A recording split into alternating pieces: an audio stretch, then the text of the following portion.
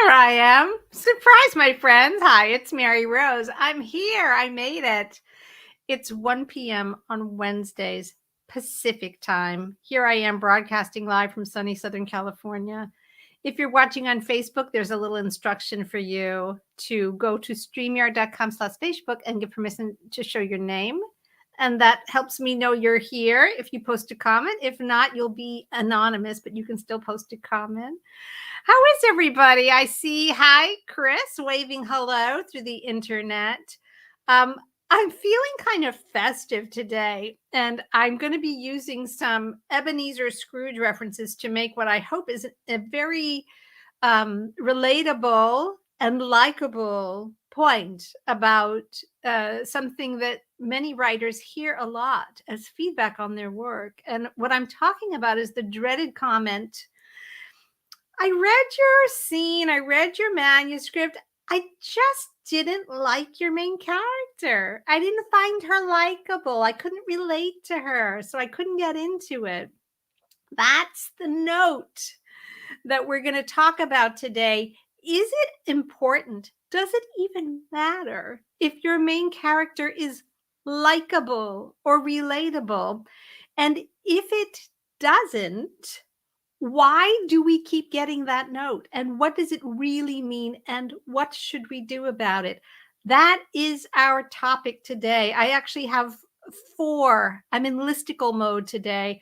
I have four sort of key concepts to go over with you about this idea of likability in our protagonists and what it really is all about. So let me take a moment. I already said hi to Chris. I see Terry's here. I see some of the rest of you are here. I'm always grateful when you attend live. If you're new to this live stream, allow me to introduce myself. I'm Mary Rose Wood. I'm an author best known for my middle grade fiction. You can see my most recent novel, Alice's Farmer Rabbit's Tale, on this shelf behind me. And I also am known for the Incorrigible Children of Ashton Place series, which is 6 middle grade books. I have had a long and circuitous journey through the narrative arts. In fact, there's a whole live stream on this channel about my long, strange road to becoming a novelist. And if you're curious about stuff like that, go check it out. But the bottom line is, here I am, I think 14, 15 published novels later. And it's important to me to try to share some of the stuff that I've learned. I'm not going to say the hard way, although certainly it wasn't easy, but along the way, much of what I've learned along the way, because it takes a long time and a lot of effort and experience to get mastery, to be able to do something at a professional level. And the best way that I can help shrink that time, speed your journey, is by sharing what I know. So I love to teach. That's what this YouTube channel is all about. And it's also what my Path of the Storyteller program is all about. And if you want to know more about that, go visit the website. It's pathofthestoryteller.com. You can get on the mailing list and we can get to know each other better. All right. Now, my likable, relatable storytellers out there, I would love for those of you who are here live to share in the comments whether you yourselves have ever grappled or struggled with this particular piece of feedback. I just didn't get engaged with your story. I didn't care what happened. I just didn't find her likable enough. Oh, you can tell already from my noises of dismay how much I'm disturbed by this note. But here's the thing, like all comments we get from readers, it's not that they're wrong. It's just that they're drawing our attention to something that is probably necessary for our attention to be drawn to, but what they're telling us is not accurate. The diagnosis is not correct, and certainly the prescription for what to do about it is usually way off base. That's just the truth of getting notes from other people. But it doesn't mean that we don't care what our readers think, because we're doing it for them in the end, right? And what we should make of this comment about our heroes not being likable or relatable is just really sit with it for a minute and decode it and understand what we're really being told, which is that reader just did not engage with our storytelling. They didn't care what happened. They simply didn't care what happened next. Now, if your reader does not engage with the storytelling and does not really care what happens next, you have a problem, my friend. Your story is not working, and that is real, and you have to hear it. You have to put on your big writer pants and really hear that. But what is the solution? What is that really pointing at? Is it to do what they want you to do or what it sounds like they want you to do and make your hero nicer, more likable in a way, right? Is that what it is? I just want to acknowledge I'm seeing in the comments here from one of our storytellers, Chris, who's definitely has been told she's had this experience of being told that a main character is not relatable. All right. So I hope this is going to be a real benefit to you, Chris. If we're told that the reader did not relate to the main character, did not like the main character enough to care about the story, we have to hear it. But what we have to do is take it as a note that's not so much about the likability of our main character, but about the engagement of the reader in our storytelling. And so our impulse, because we want to please our readers and because hearing feedback is always very powerful to us, and we want to be cooperative in a way, right? We want to be good, hardworking writers, is to say, okay, well, what makes somebody more likable? What is that about? What makes someone likable versus unlikable? I mean, we can all think about this in our lives, right? What makes someone likable versus unlikable? But as storytellers, woe betide us if we say, well, my main character just needs to be nicer, because stories are not about niceness.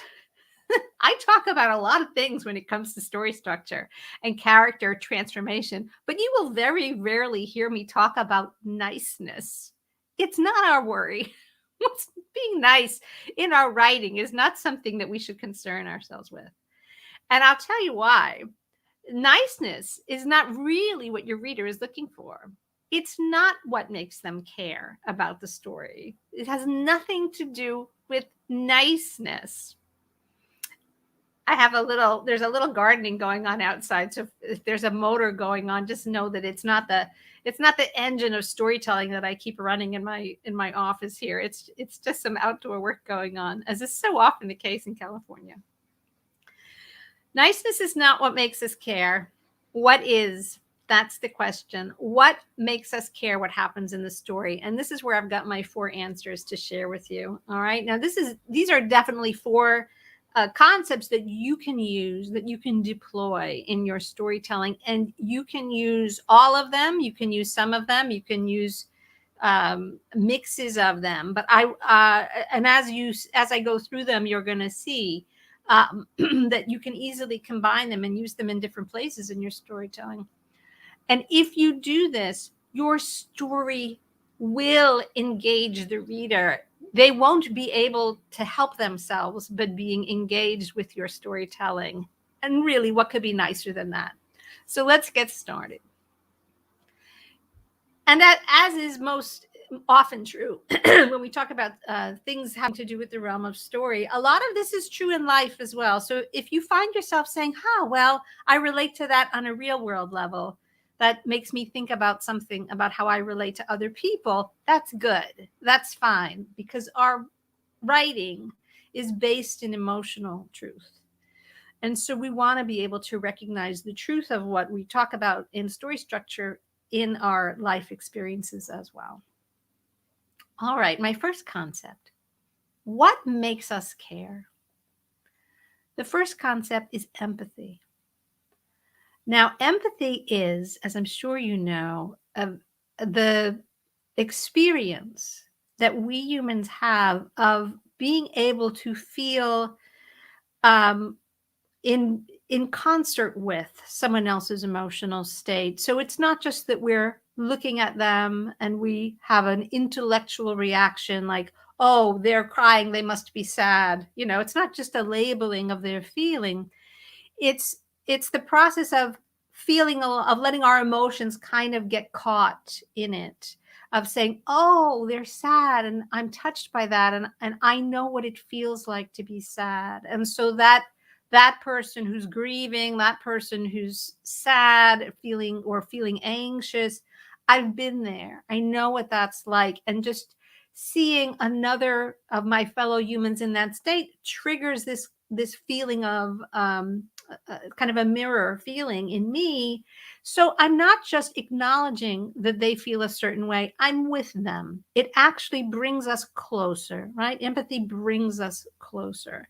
Now, are there people who don't feel empathy? Of course there are. Anybody who watches crime shows about psychopaths knows that there are people who are very damaged or broken, who suffer from various psychological issues, right? And but that is a small sampling of humanity. Most healthy people, functional, healthy people, are very ready to feel empathy. But what triggers empathy is the question, because as you can see, empathy is not quite the same thing as likable.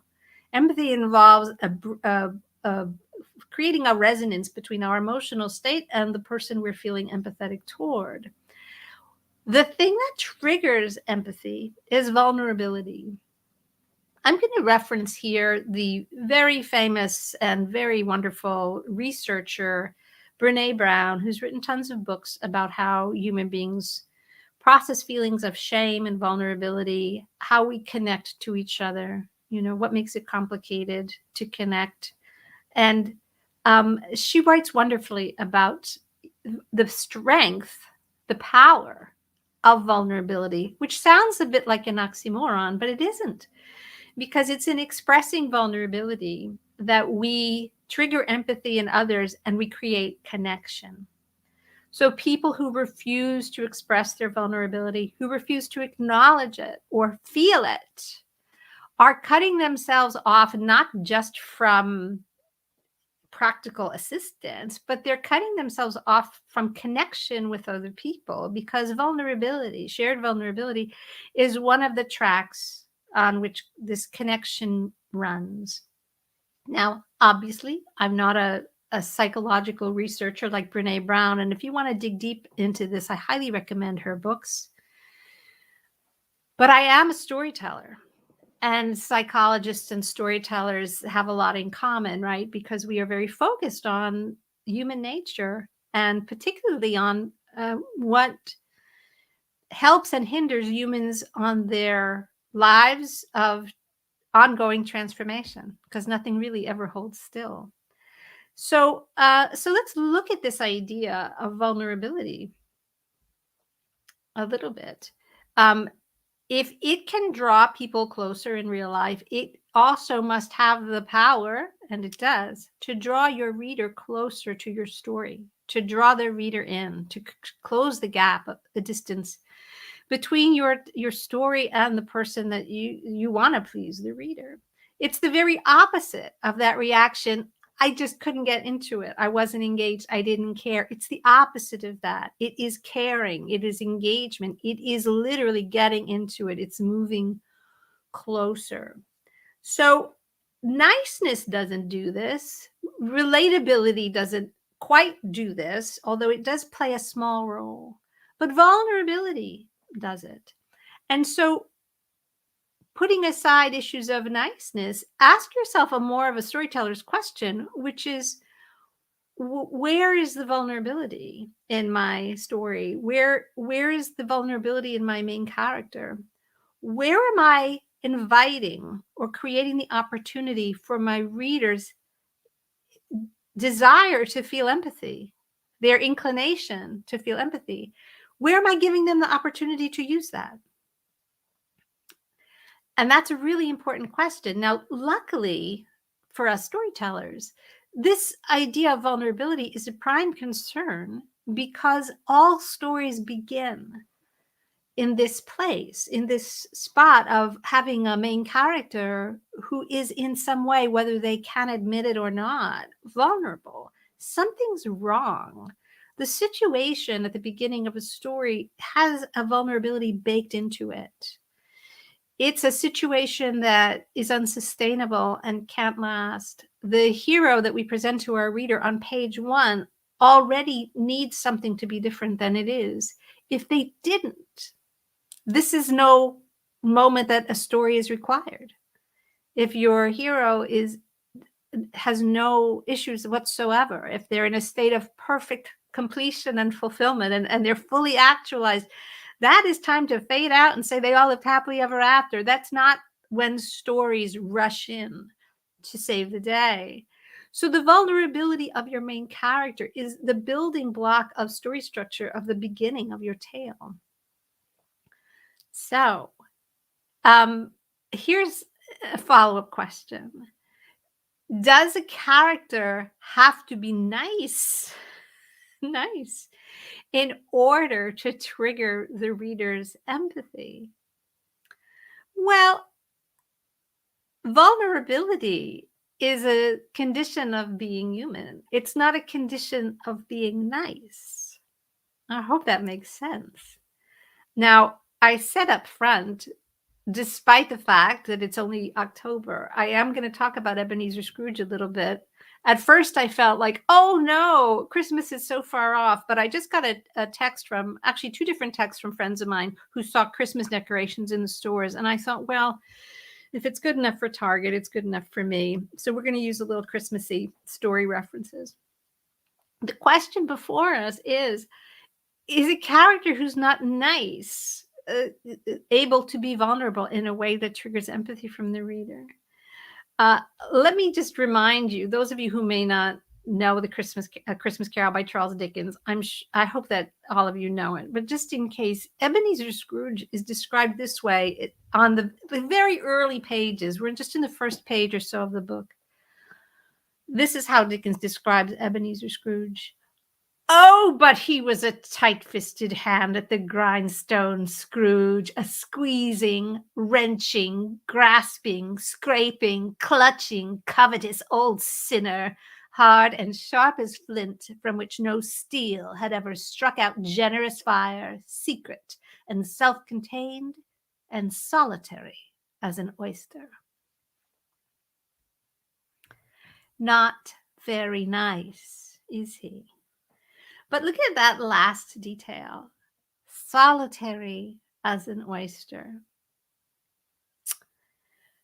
Well, I just love a shellfish image, right? Because it's so perfect for Ebenezer Scrooge. There's this shell. There's this shell that keeps him utterly alone. And inside that shell, what is there? it's just a smushy oyster. He's alone. And I just want to share in the comments, Terry has shared, immediately we want to save him. Immediately. His lack of niceness, his psychic woundedness, his excruciating aloneness triggers empathy. Thank you, Terry. That is exactly what happens because we get it.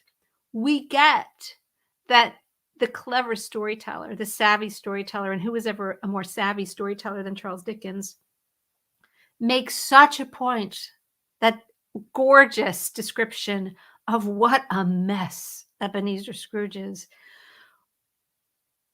It starts to stir us up. It starts to stir up our capacity for empathy. Now, never, why be a good storyteller once when you could be a good storyteller in every single line of the book, right? That's why Dickens is Dickens. Even as this kind of introduction to our characters going on, we're introduced to a very vulnerable character, the clerk, who's in this terrible room that's kind of like a tank. It's freezing. There's no coal. And so there's somebody else on the page for us to start to worry about. But here's the very first line of dialogue. I think we're maybe on page 2. I don't have a copy of the book in front of me, but this is the very first line of dialogue in Dickens' A Christmas Carol, after we've just heard what a hot mess of a misanthrope Ebenezer Scrooge is. "A Merry Christmas, Uncle, God save you," cried a cheerful voice. It was the voice of Scrooge's nephew, who came upon him so quickly that this was the first intimation he had of his approach. The very first line of dialogue in A Christmas Carol, I think it's page 2, is "A Merry Christmas, Uncle, God save you," cried a cheerful voice. His nephew. Ah! Just in case our own capacity for empathy is a little shaky, Dickens sends a character instantly into the tale. This is before Marley's ghost. This is before anything happens. This is the first line of dialogue in the book to position us as readers to understand that this is a Christmas story and we are asking God to save Ebenezer Scrooge. That's what we're here for. That's what we've come for. He's not nice. He's not likable, but we are engaged. So, empathy in that way. And I just want to, sort of tease out some of the nuance. We are definitely feeling something for Ebenezer Scrooge. Not that we like him or find him relatable. In fact, quite the opposite. But our knowingness of what is to come now is stirring up a kind of a capacity for empathy, not for who he is, but for who we hope he is capable of turning into. We are engaged. We want to find out what happens. The presence of the nephew of the clerk, Bob Cratchit, and Tiny Tim, his son, who we haven't met yet, but we're going to hear about very soon, keep creating these places in the narrative world for the reader's empathy to be struck like a bell and struck again and struck again. We are not going to be given the option of being closed-hearted, of being hard-hearted to this narrative. He's going to keep opening our hearts and opening them again. And just so there's enough space, not only for the characters who are easier to like the nephew, like Bob Cratchit, and like very Tiny Tim, who is incredibly vulnerable, but so there's enough capacity in our open hearts for Ebenezer Scrooge as well. So empathy is a big thing, but it has nothing to do with niceness. It has to do with the activation of vulnerability within the story. Second concept I want to share with you. What engages a reader? Is it niceness? No. Fascination. There's a word for you. Fascination. We can be fascinated by a character who is not at all nice, who is not relatable. In fact, one of the sources of fascination is when we encounter somebody who is the opposite of relatable. They strike us as extraordinary and unique in some way. I want to invite you to think about all of the people who end up on the covers of magazines or in the headlines. Celebrities, politicians, everyday people who've done something horrifying or amazing, right? They fascinate. They draw our attention, not because they're nice, but because something extraordinary is emanating from them. And this can be positive or it can be negative. We can be fascinated by somebody's terrible deeds, terrible mistakes, terrible misfortune. It's fascinating. So I want you to strip any moral judgment out of that and just really think about what draws the attention. And when I say to think about what's on the cover of magazines, what's in the headlines of newspapers,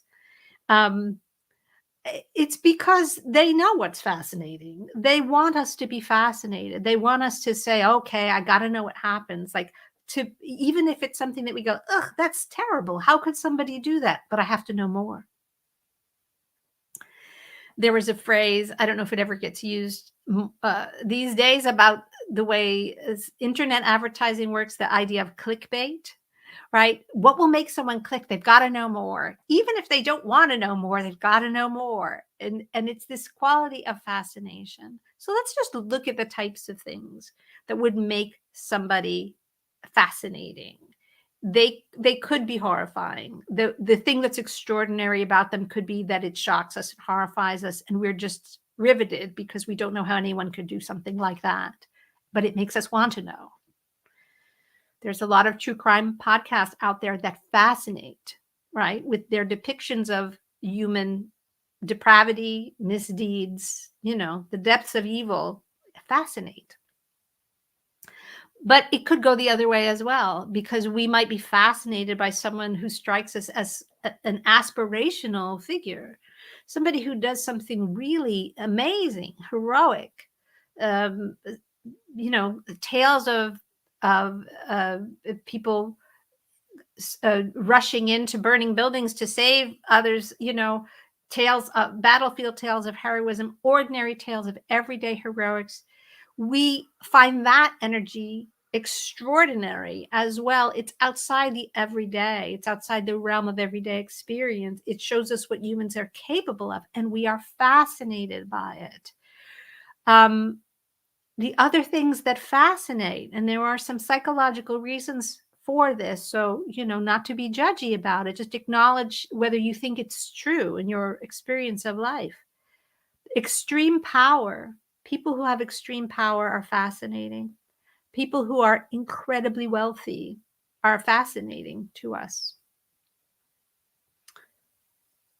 People who are tremendous leaders, who do things that we think are that we would not be able to do ourselves, are fascinating to us. And the other thing that's fascinating to us, of course, are people who break taboos, who transgress, who break the rules of society and really step outside the everyday. They decide to go live in the woods and be part of a wolf pack. They go on incredible excursions. They climb mountains. They just conquer fear in a way that feels like that's not normal, right? They take things outside the usual. And so that kind of transgression of cultural taboos or the scope of normal human behavior fascinates us. So this is something else that you can work with as a writer in terms of creating engagement with the reader. Your main character may not be likable, but they could be fascinating. Now, this comes into play often when we see a kind of an anti-hero figure, whether it's Tony Soprano of The Sopranos, or whether it's Hannibal Lecter, tremendous villain, and from the Silence of the Lambs film, which is based on a novel. Richard III from the Shakespearean tragedy. These characters are the opposite of nice. They are not likable at all. And heaven help us if you find them relatable. But they are fascinating and they will engage your reader. Now, we're talking a little bit about Ebenezer Scrooge today. What is fascinating about Ebenezer Scrooge? Well, I would say, first of all, he's got incredible wealth. He's depicted as being very wealthy. And to that accrues power. He's got this poor fellow who works for him who's terrified of him, who's afraid to even go into his office to get another lump of coal to put on the fire. So he's sitting there freezing, trying to work. But I would say that one of the things that makes Ebenezer Scrooge fascinating is that he is transgressive. He breaks taboos. Dickens has him, again, just in the first few pages of the book, say shocking things, not just mean things, shocking things. I'm going to share the ones that I grabbed here. I believe this is in his argument with his nephew. "If I could work my will," said Scrooge indignantly, "every idiot who goes about with Merry Christmas on his lips should be boiled in his own pudding and buried with a stake of holly through his heart. He should." Oh my. This is beyond, I don't really like him. He's kind of rude. This is transgressive. It's almost sacrilegious. Do you see how far Dickens has pushed it? He's turned the storytelling here up to 11. There's another very famous quote, again, from the very early pages of the book. There's no wasting time getting the story started in this novel. When just after the nephew leaves, two gentlemen come and they're raising money for the poor on Christmas Eve. And Scrooge laughs at them, says, "No, I'm not going to give you money." And then says, "Are there no prisons?" "Plenty of prisons," the gentlemen say. "And what about the workhouses?" "Well," the gentlemen say, "many can't go there and many would rather die." "If they would rather die," said Scrooge, "they had better do it and decrease the surplus population." Oh my. These are real conversation stopping remarks. So I hope you see what I'm driving at here. The idea of fascination is not a moral idea. It's not that people fascinate us because they're so nice. They're so likable that they fascinate us. No, no, no. They fascinate us for a wide range of reasons, but they all have to do with being extraordinary, with having wealth, power, bravery, almost a demonic nature, or being so transgressive that they can say things that are shatter taboos. These people fascinate us. Should they? Shouldn't they? It doesn't matter. They do. And they fascinate all of us. You may think you're too cool, to care about who's on the cover of this magazine or that, but I guarantee you that there's something about extreme human behavior that makes you say, oh, I could know a little bit more about that. All right.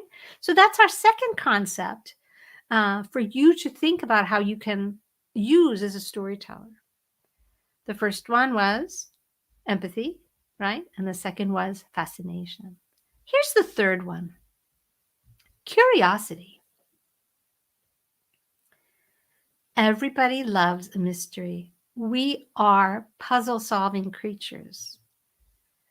And when a question is posed, most of us will want to solve it.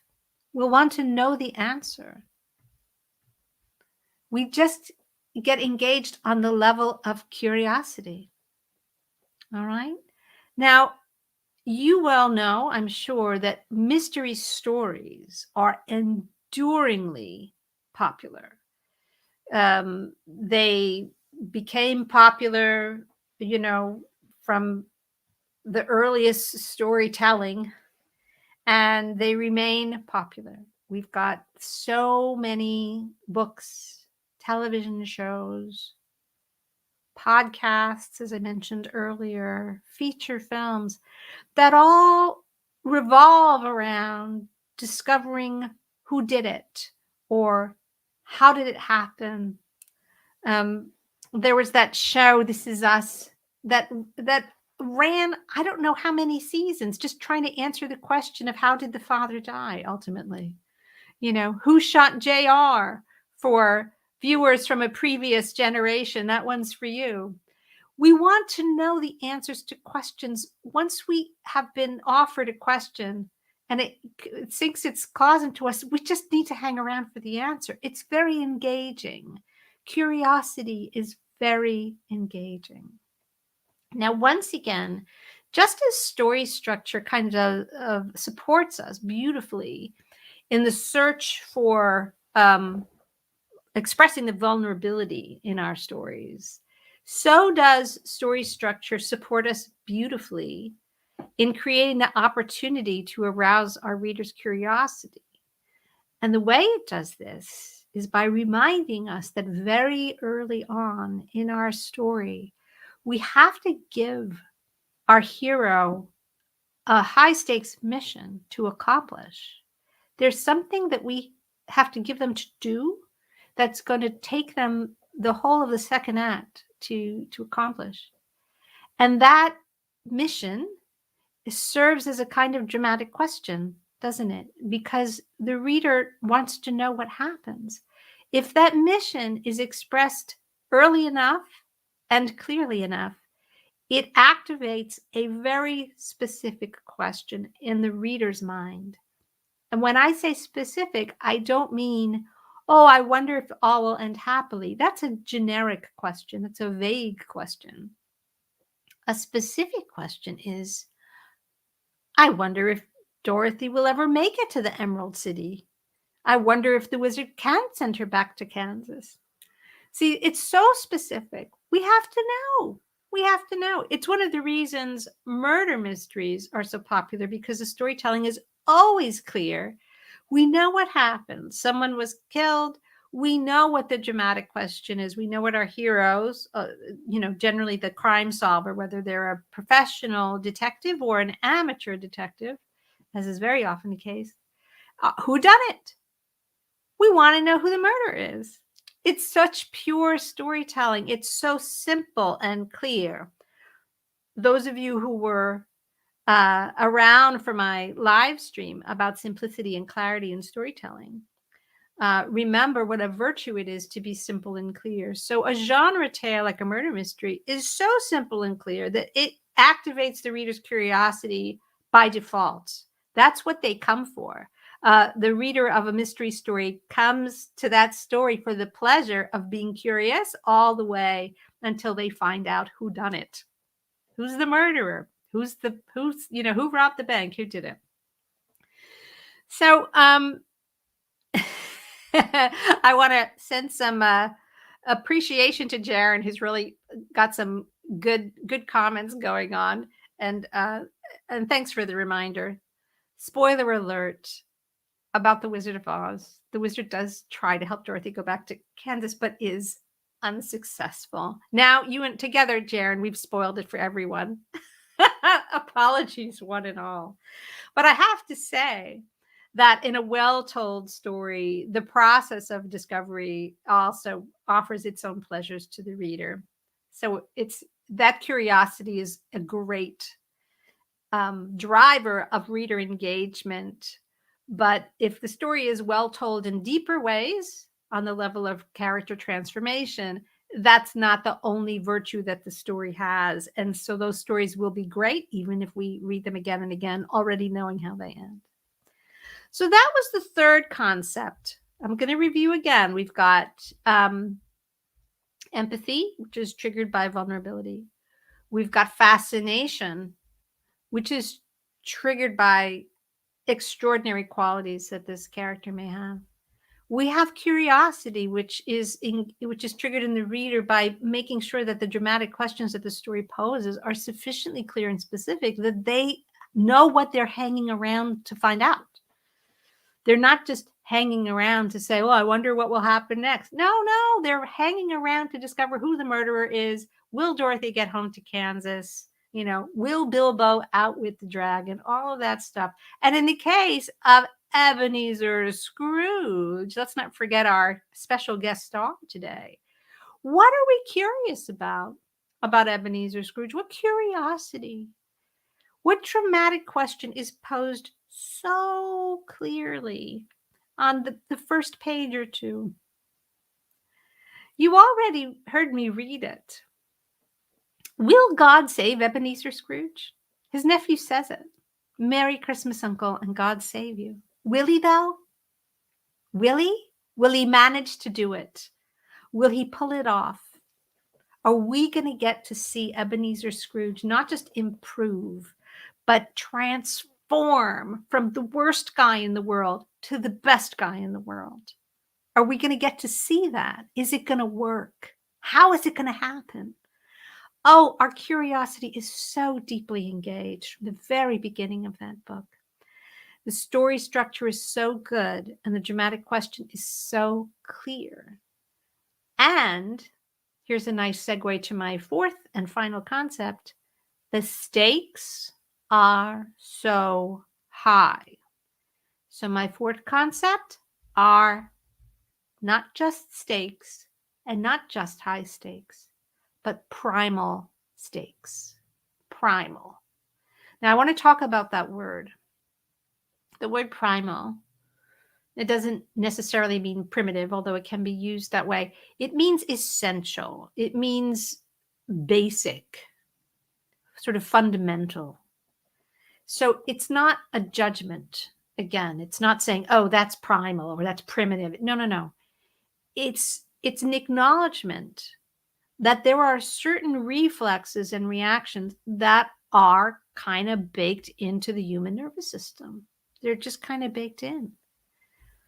There is some resonance to me between the idea of primal stakes and fascination, because honestly, it's some of the same nervous system wiring that draws our fascination and that also describes what we experience as real primal stakes. What are the deepest human drives? The ones that we all share. You may have heard me talk in other live streams about the psychological concept of Maslow's hierarchy of needs. It is, in a nutshell, a kind of a description of what the basic things are that motivate human beings. Again, I'm not a psychologist, but I am a storyteller. And the things that motivate human beings are my bread and butter, and they should be yours as well. Now, the researcher Abraham Maslow created this diagram where he describes 5 basic categories of human drives, human needs.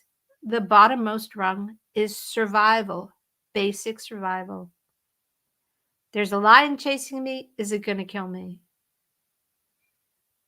There's no food to eat. Are we going to survive? Right? It's survival, our basic needs for food, water, and shelter. Once survival is dealt with, we can think about safety. We can think about whether we feel that our survival will be ongoing. Are we out of the day-to-day? Are we out of Mortal Kombat and into a realm where we can say, okay, fine. All right, we've got our survival settled. Now, let's look around and, build a town or something. Let's start to have a culture. Let's build a civilization. We've dealt with the rawness of survival. After safety, though, comes belonging. And this is so important for us as storytellers. By belonging, what do we mean? Are you part of a family? Are you part of a town? Are you part of a village? Are you part of a tribe? Are your needs for being connected to other people being met? Circles back a little bit to empathy, doesn't it? That connection, the impulse for connection. Now, after belonging on this hierarchy of needs, there's the idea of status, of social status, possessions, respect, who's top dog, who's bottom, who's the CEO, who works in the mailroom, all of the different ways that people can't seem to prevent themselves from creating layers, hierarchies. And then, of course, the last one is self-expression, self-actualization, the feeling that I have expressed myself fully in this lifetime, the desire to be all that one can be, So those are the drives that are part of Maslow's hierarchy of needs, and you have to deal with survival, right, before you can zoom up to self-expression, right? If you don't have stuff to eat, this is not the time to wonder if you've written all the poetry you've got in you, right? You've got to deal with these kind of in order. Although in our lives, we've got to keep revisiting all of them, and obviously they can layer. So when we talk about primal stakes in storytelling, we are looking always at these drives. And we're looking at them over and over and over and over again in stories. When we have really popular genres of storytelling, right? If you had to say, what are the most just popular? I'm not talking about, literary prizes here. What do people love to read that's just enduring, that they consume vast quantities of? And two answers are thrillers, and I think mystery and thrillers. Thrillers are a particular kind of tale, but mysteries are sort of like that as well. And romance. Well, what are these expressing? What are stories that are thriller stories, and what are stories that are romance stories expressing? Thrillers are about survival, and romances are about belonging. They're about connection. And so that's it. When it comes to storytelling engagement, you cannot go wrong thinking about where the stakes of survival and belongingness are at play in your story.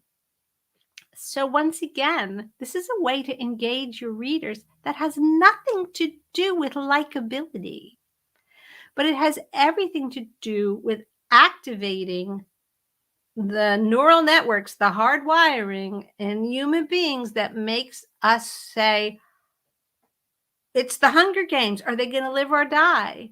That's the survival plot. Or it's the Hunger Games. Is she going to fall in love with that boy or the other boy? That's the belongingness. You put those two things together and nobody can look away from your story. I want to reference, although I'm not going to talk about it too much because I know it's not going to be everybody's cup of tea, but it's important to acknowledge we are right now in mid-October 2021, as I talk about this, looking at the very rapid, extreme global popularity of a television show called Squid Game. It's on Netflix. It's a Korean drama. And it is a very violent story. And so it's not going to be everyone's cup of tea to watch. But it is about money, right? It fascinates because it's about people who have no money and what they're willing to do to get money. So it fascinates, and it is about survival. What the people agree to do is very akin to what happens in the Hunger Games, which is they agree to participate in a competition in which the losers die. So it is about survival. And then it is also about the group dynamics of the people who get involved in this game, because should they form alliances, work together, help each other survive, when will those alliances be of necessity betrayed? Because one of the rules of the game is that there's only going to be one winner. So in order to get to the point where somebody wins, everybody else has to be eliminated. So how do you have a sense of belongingness? How do you maintain human connections when the rules of the game are that there can only be one winner? Now, this show is it's on track, I think, to being the most successful, most watched television show ever in the history of television. I think that's kind of where we are. I've got to go back and read what Netflix is claiming right now. But as they say, success leaves clues. There may be all kinds of reasons why this particular show was the right show for this moment in the culture, but it is about survival and belonging. That's what it's about. And it fascinates through the depiction of extreme wealth and, other stuff. So those are some examples of how looking at primal stakes fascinates the reader. Now, I want to sort of turn this into something that you can be practical about in your own writing. When you get the feedback from someone, I just didn't care what happened, I just didn't find your main character likable, right? It has nothing to do with likability. Hear what they're saying. You haven't engaged them, but the way to engage them are through exploring the ideas of vulnerability and empathy in your storytelling. It's through putting in elements of fascination. What elements of fascination make your main character not the average person walking down the street, but somebody that we will say, what? That's different. It fascinates us. What elements of curiosity can you arouse in your reader? What clear, dramatic questions can you pose? What is a mystery? Why is your reader hanging around? What is it that they want to find out?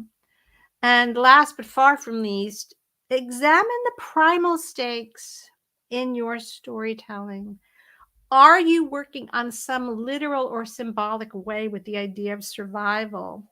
Are you working with the ideas of connection, of belonging? And I use the example of Squid Game and Hunger Games and thrillers and romances in order to make my point.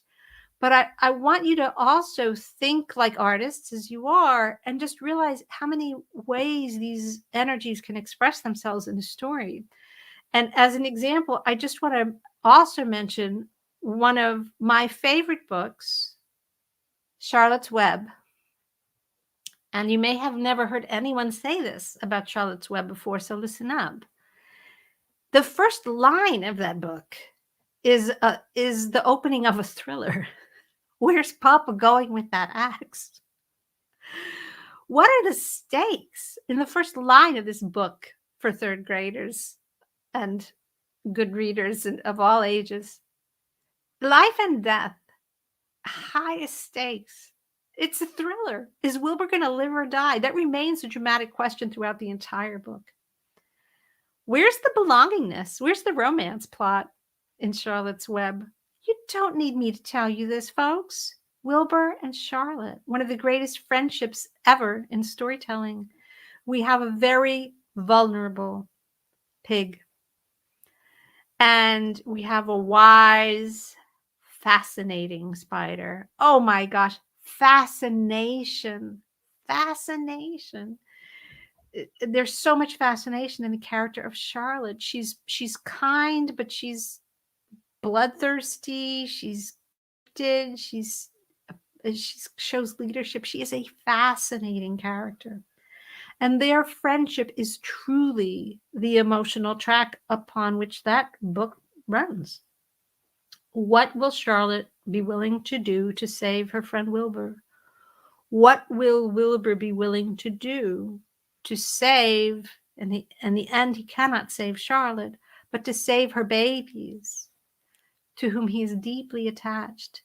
Charlotte's Web is a thriller and a romance.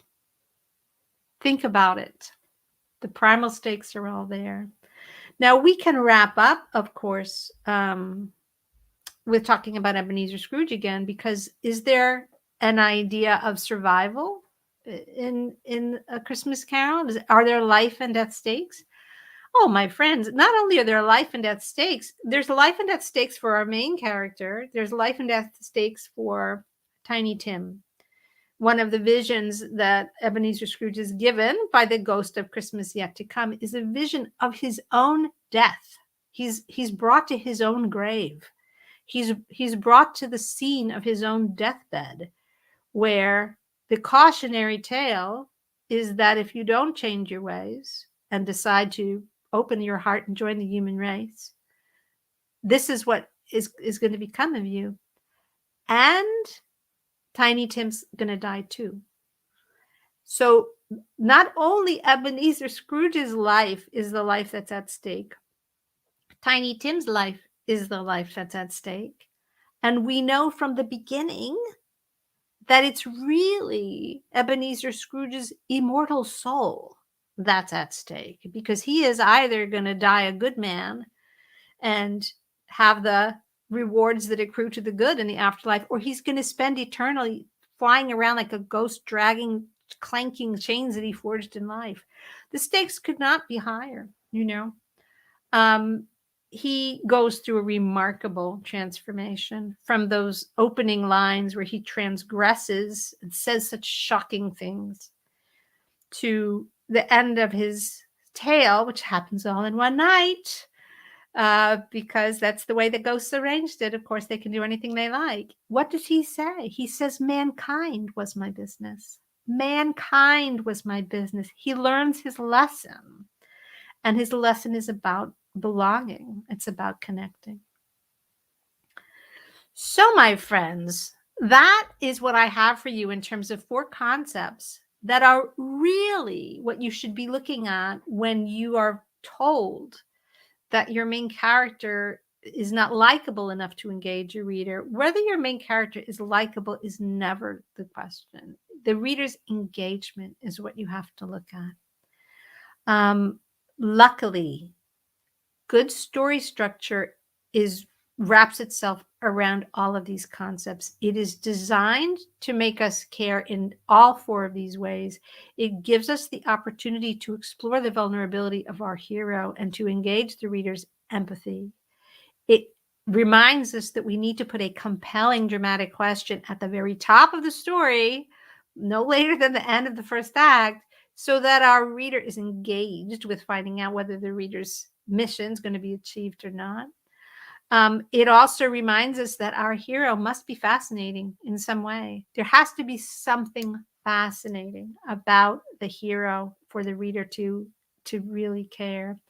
And then, of course, the stakes of our story should be grounded in the emotional truth of what it means to be human, which means those primal stakes. I'm going to take a quick look at the comments to see if any of you have particular questions.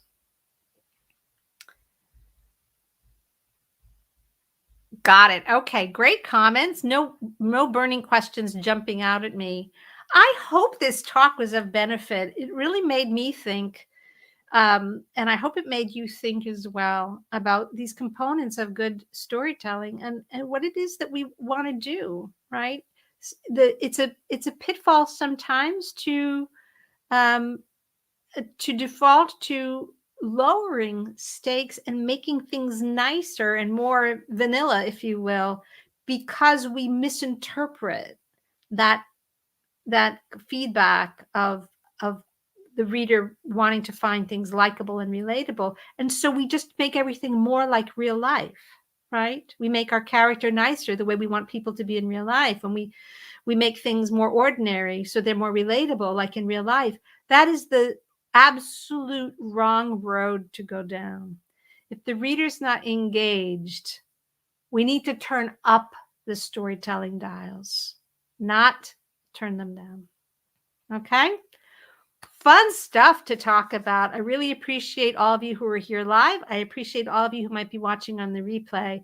If you like this video, please give it a thumbs up on YouTube. If you're watching, please subscribe to the channel. I would appreciate it very much. It would be great to start a conversation, get to know you and your writing better. And if you start to subscribe and leave comments below the videos, then the conversation begins. I would really love that. I'm here every Wednesday at 1 p.m. Pacific, and I would love your suggestions about what you want me to talk about in the future. Thanks so much for being here. Goodbye.